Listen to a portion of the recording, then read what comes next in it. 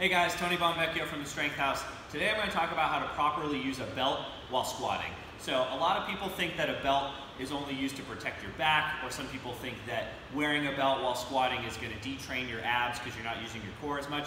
Neither of those things are necessarily true. What a belt does is it gives you proper feedback if you're bracing your core correctly and if you have your rib cage and your pelvis in the proper position. So it can certainly help you lift more because it gives you that much more feedback when you're doing those things correctly.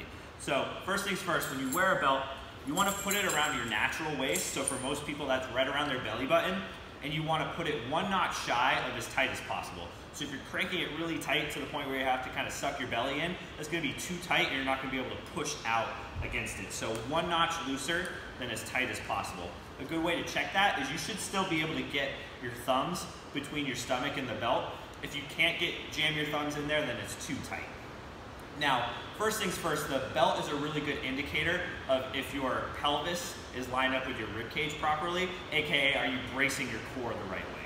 So what you'll see is a lot of people when they squat, they'll excessively arch their back, and that's going to tip the belt buckle downward. So if your belt buckle is pointing down at a 45-degree angle when you squat, you're probably not bracing your core the right way, and you're probably relying too much on your lower back muscles to stabilize yourself during the squat. So what you want to do is you want to just gently tuck that belt buckle up until you get that good core brace and the pelvis and the rib cage in line with each other. Another good way to think of it is if your belt lines up with your nipple line, then you know you're in a good position.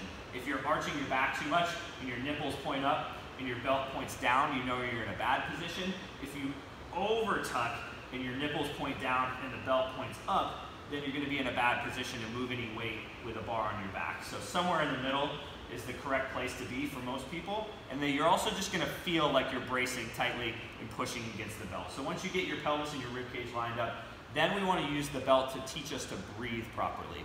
So breathing into the belt in the front, the sides, and the back is going to give you the most stability. A lot of times you'll see people breathe up into their chest, and you won't get any sort of extra tension from the belt. You'll also see a lot of people just push their belly out against the belt and only put air into the front and focus on pushing their abs out. You want to push out your abs, your sides, and your lower back to get stability all around your spine. So by breathing into the back of the belt and the side of the belt, you'll automatically get air into the front of the belt too. So you take that big breath and focus on trying to inflate your back and your sides, and then you're going to continue to push out into the belt the entire time that you squat. So big breath in throughout the entire belt, hold it tight, squat down, and it's really important as you do that to not automatically flip the belt buckle down and give up that core brace. So by breathing into the belt on all sides, it's going to solidify that core brace. You just got to make sure that you hold it the entire way down.